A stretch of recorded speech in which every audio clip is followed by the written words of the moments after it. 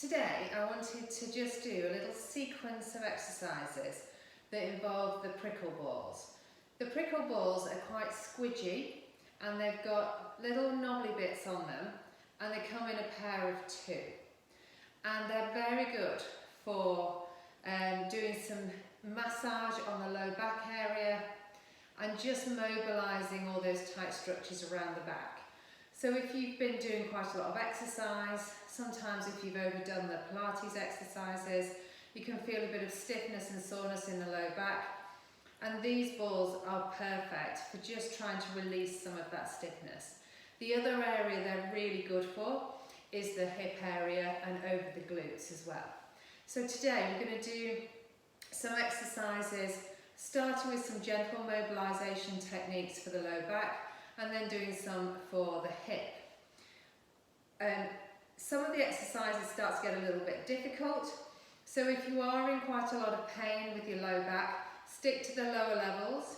You can always stop the video part way through, just do those first exercises and then progress on to the other ones later. Okay, so we're going to get started. Going to come down into lying on our back, into our Pilates start position. And we're going to pop the spunky balls, those prickle balls, underneath the low back. So we're just going to start off with at the top of the pelvis and the low back. So you find that nice position, and you don't want to be in pain when you're on those two prickle balls there, but you do want to be feeling them on that area of tension. Okay, so we're going to start off with our hip twist. So our hip twist, hands down by the side, going to take our right knee out to the side and back to the centre. And you can stick with that right side. It's quite nice to stick with one side first, because you'll probably find that there's just one side that's a little bit more tender than the other. And it should feel quite nice just moving that leg out to the side. Good. So then let's move over to the left, keeping that right leg nice and still, taking that left leg out to the side. And you might find that one moves a little bit further than the other. There might be some stiffness on one side as opposed to the other. Good.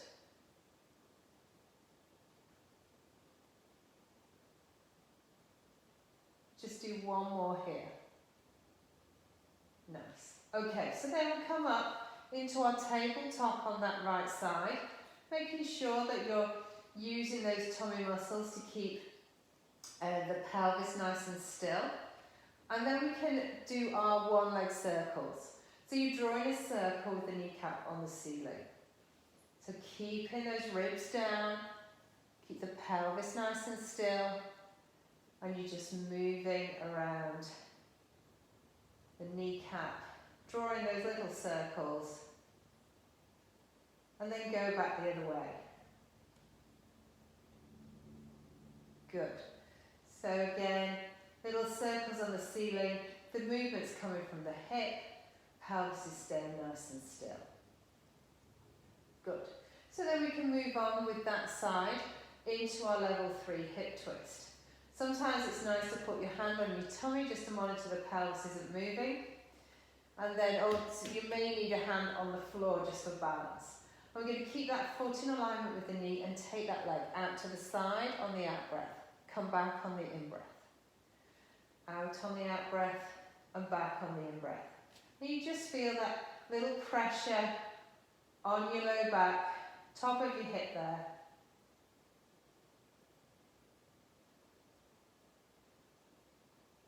Good. We'll do 2 more.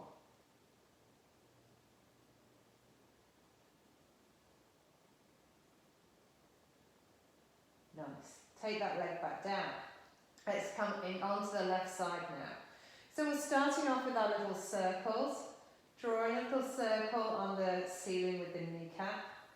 Keeping that pelvis nice and still. Making the movement come from the hip. So you're just mobilising those structures at the back on top of the ball. Good. Let's go the other way.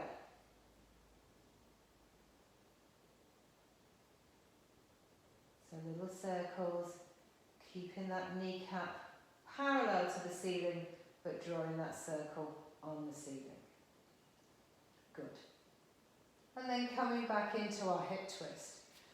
Keeping that pelvis nice and still, keeping that foot in alignment with the knee, taking that leg out to the side on the out breath, and then back in on the in breath. Out on the out breath, back in on the in breath. Good. If you feel those balls need to move around a little bit, then just shift them a bit to get that pressure in the correct place. Good.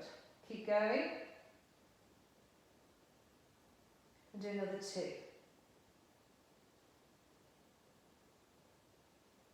And then take that leg back down. Good. So you might find that that is enough for the moment, or you might want to move into your double tabletop. So obviously you're putting a bit more pressure through the balls here. Take one leg to tabletop, keep those ribs down, and take that second leg to tabletop. So it's a little bit of a balance challenge here. Keep the hands down by your side, the head nice and relaxed. Let's take our right foot then down to the floor and slide it away along the floor, straightening the leg. Fold that back in, come back to your start position. Go down with the left, push away, and then come back up, back to the top. Good, so you want to just take that foot to the floor, let the foot glide along the floor till the heel touches the floor, and then come back. And as you get to the end of that movement, you'll find that those glute muscles do start to kick in.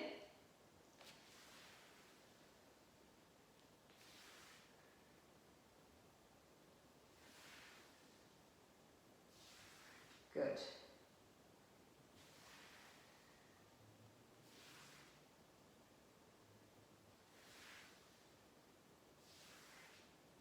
One more each side.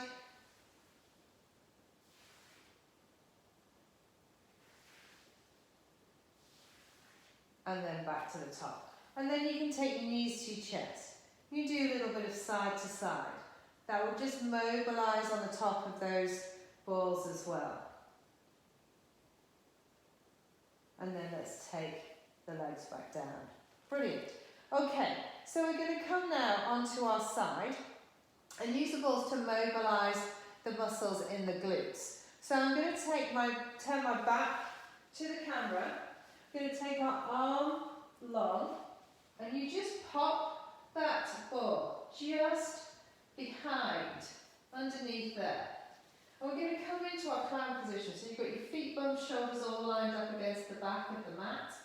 And then you're opening into that clown with that top leg. And you're squashing that ball at the same time. So you're not keeping your pelvis parallel on this one. You're letting it rock back a little bit. And just adjust that ball to be in the correct place for where you feel that tenderness in your glutes. So it could be low down, it could be higher up.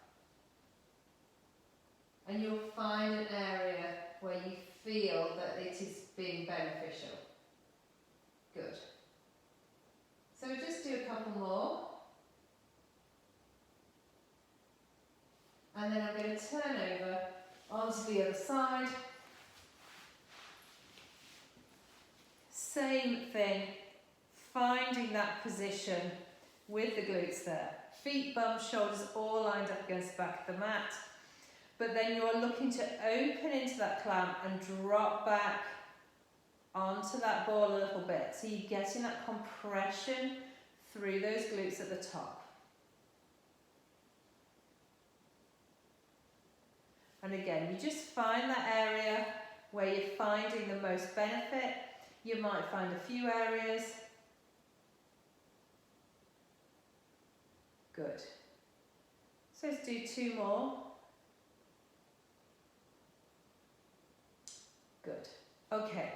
So one more exercise. to really help that lumbar spine and hip area. We're going to come forward to lying on our tummy, and you're going to pop the ball, both balls, into the hip flexor area here. So you pop down onto your tummy,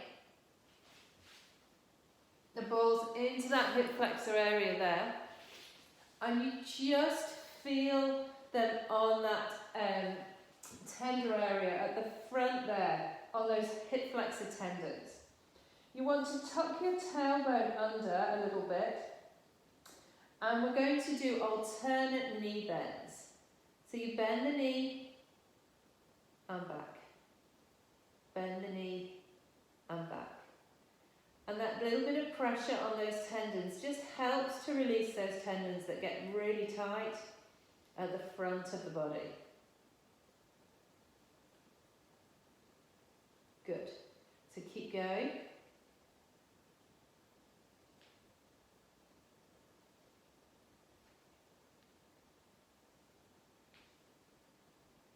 We'll do 2 more each side.